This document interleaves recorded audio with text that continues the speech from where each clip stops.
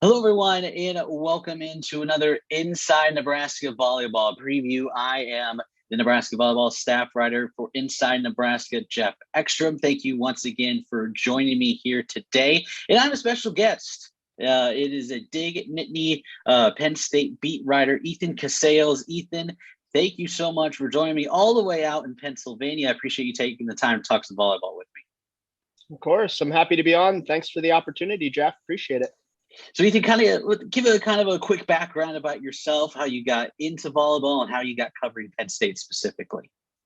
Right. So I went to Penn State, graduated in fall 2018, covered the team for a couple seasons while I was in school, and then had the opportunity to stay on with another gig and keep covering the team. So I've been with DigNittany Volleyball the past 3 seasons, and it's been great. It's been a lot of fun. It's been really a great time covering the team, going to all the matches. So awesome. Well, I mean, you've had plenty to cover in your time over there covering Penn State. Of course, Russ Rose retiring after last season. Let's start right there. This is a team coming off a pretty decent year, lost in the second round of the NCAA tournament for the second year in a row. But of course, Russ Rose retiring after 43 seasons, an unbelievable, legendary career, all-time wins leader. What kind of transition did this program go through? It's one of the more, it's not a rebuilding job, but it's a reboosting, I guess. Right. So it wasn't a huge transition with Katie Schumacher-Colley playing at the university, being under Russ Rose the last 4 seasons as his assistant coach, or one of his assistant coaches, rather. So it was pretty seamless transition, it seemed. A lot of the players, all the players on social media were very complimentary of the hire. And right from the get-go, you could kind of tell that they were bought in and sold on Katie's vision for the program moving forward. And the assistant coaches, Dan Gwitt from Indiana was a really great hire. He's a great recruiter. And then Brian Torin was promoted from director of operations to an assistant coach. So it was pretty much a seamless transition, I would say. And yet there were still, they kept 9 players, 11 transferred out. And so was that kind of expected moves, everyone that transferred out, or were there a couple of more surprising decisions there? Yeah, I would say there's a few surprises, a lot of turnover. I don't know if we've seen that quite that much turnover from season to season in the last few years, at least since I've been covering the team. But some of them made sense for playing time purposes, wanted more opportunities to get on the court. And that's to be expected. But I think a lot of the newcomers that the program brought in have really been making a big difference. A lot of them are playing significant time, if not starting. So a lot of turnover, but I would say the returners have helped the newcomers along, and it's been pretty solid, fun to watch so far. Of course, Caitlin Horde, Nebraska middle blocker, being one of those biggest transfers from Penn State. But let's talk about the newcomers, Ethan. 8 of them to make up the 17-person roster. Kind of take me down that list of newcomers who've made their early impact so far this season. Right. So I'd say the first one that comes to mind is Salesa Elisaya, the setter. She's really well-rounded, plays great defense. I believe she's second on the team right now with 130 some digs. Really good blocker. I would say for sure she's a better blocker than Gabby Blossom. So I would say Penn State's blocking is probably the strength of its team right now. Hasn't been great the last couple matches, but in general, they've been kind of in the top 5, top 10 in blocks per set so far this season in general. So definitely I would start with her. Taylor Trammell, another impressive middle blocker. She was inserted right into the starting lineup alongside Allie Holland. Real consistent, nice blocker. Could still kind of work on some things to work on those finesse shots and hit around the block. But Coach Schumacher-Colley has said she's been really improving that in practice. And let's see, Zoe Wetherington has also made a big impact at right side. From Utah, very strong hitter. When she connects with the ball, it really makes a dent in the floor sometimes. Who else? Let's see here. Cash Williams at outside hitter has been starting the last couple matches. She was kind of coming off the bench to start the season, but like Wetherington, very strong hitter, can really do some nice things. Isn't the best passer. Coach Katie's kind of talked about how she wants Zoe and Cash to work a little bit on their passing. So that's why you'll see some of the DSs come in for them throughout the match. But both are real impressive. Williams, especially the last few matches, has been leading the team in kills and really impressive, starting to come on and gain confidence here.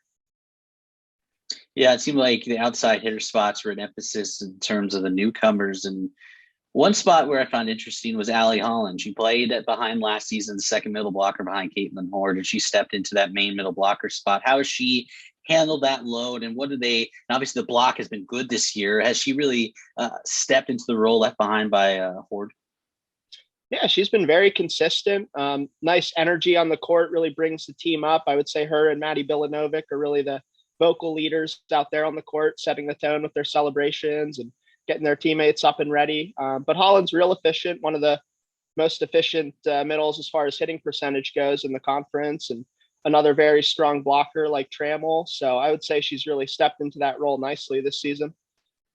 Well, yeah, it's interesting because it's a nice combination of newcomers, but you also have some people on the roster who've stepped into bigger roles. Maddie Bilinovich, I think, is one of those. Last season, Penn State lost their starting libero, I believe, Jenna Hampton, if that's correct, Ethan. Mm-hmm. And then Maddie stepped into that role this season. How has she handled that as well? Because, I mean, those are two, Allie and Maddie are two players there that stepped into pretty good roles, and they've done pretty well this year. Yeah, absolutely. Maddie, real great vocal leader. You can definitely tell her presence on the court. Struggles a little bit at times to be consistent with her passes, and when that kind of breaks down, it makes it tough for Leysa to kind of distribute the ball all over the court. But in general, very strong player, good server, one of the better servers on the team.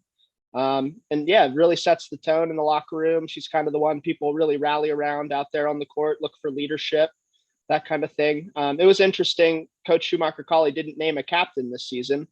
So she's kind of going with the whole 17-player mentality, everyone contributing. And for the most part, everyone's really been going pretty deep on the bench, maybe not from match to match, but we've seen everyone get in at least for a couple sets here so far this season. So that's been cool to see.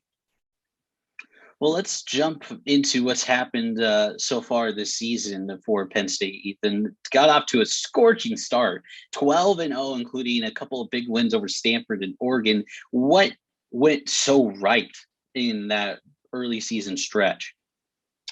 Yeah, I would say that the fact they kind of were able to work out the scheduling a bit so they didn't have the toughest slate was really impressive and good to gain confidence for the team. So that was nice to kind of see them get on that roll, build some camaraderie, especially with the newcomers, like you said, but didn't really get tested too much until they went out to Minnesota for the Big Ten Pac-12 Challenge. And that was really impressive to see them take those two sets against Stanford and Oregon, or two matches rather, in 5 sets. And that was a little unexpected. I think you maybe could have assumed that they would have won one of those, but to take both was really a nice shot of confidence for them for sure. Then you get started in conference play, and that's where it's been kind of a little bit up and down. You had those 2 back-to-back sweeps on September 24th against Michigan, then a week later at Wisconsin. Now both are good opponents. Wisconsin, I think, is rated number 5 now. Michigan just unranked, and Nebraska just beat them recently.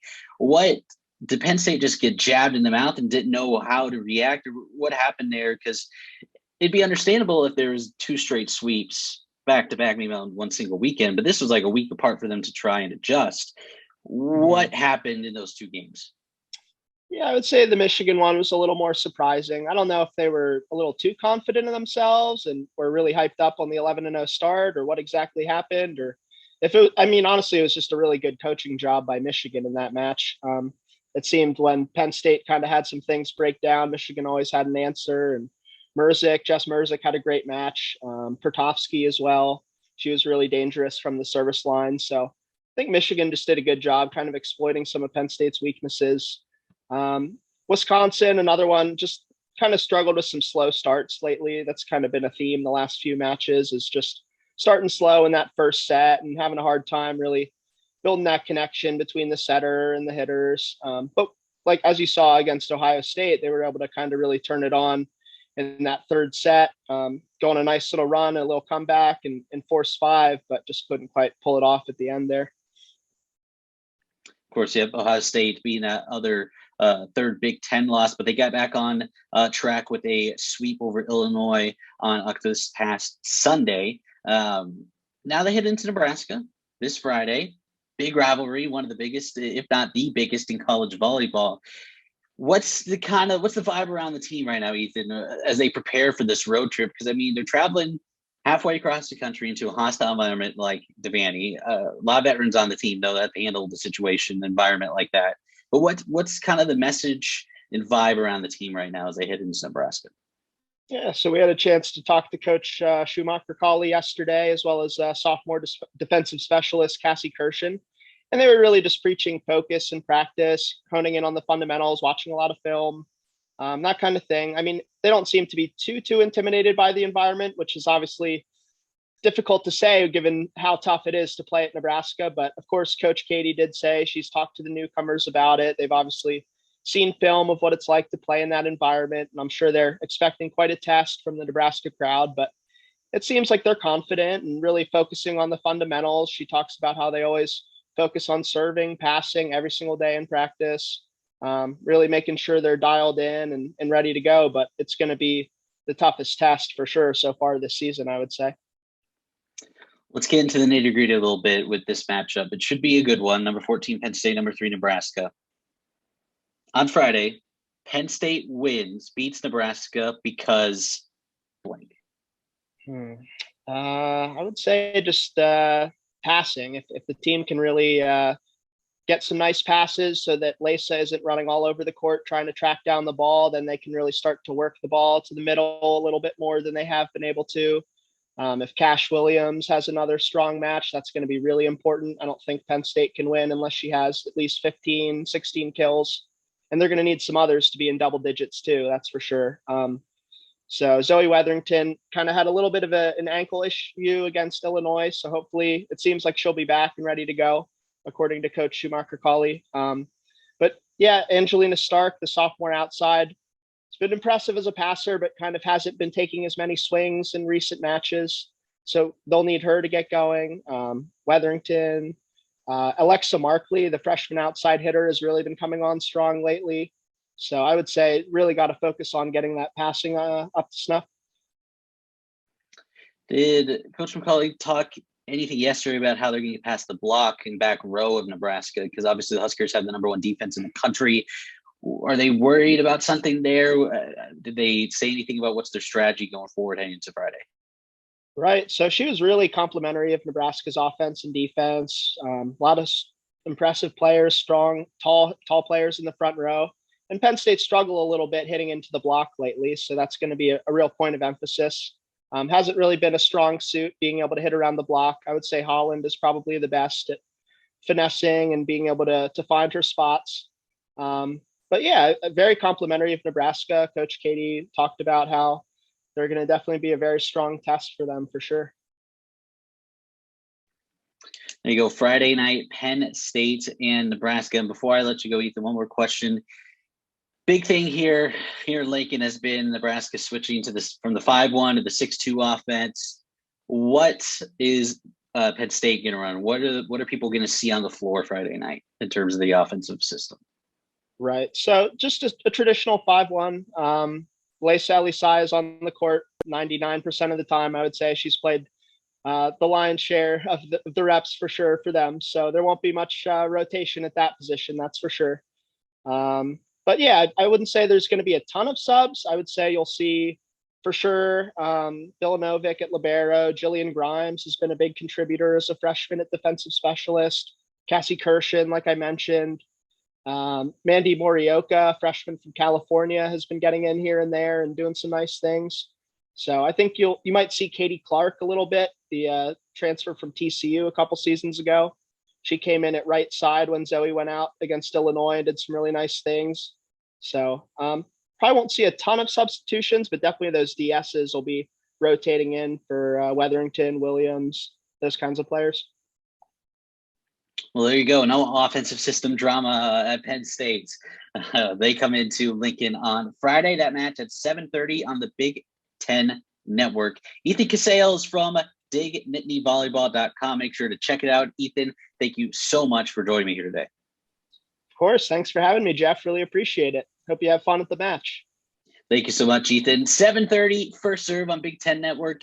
I've been your host, Geoff Exstrom. Make sure to check out InsideNebraska.com for the preview of this match on Friday. Then, of course, Nebraska plays Northwestern on the following Sunday. Thank you so much, everyone, for joining us, and we'll talk to you later.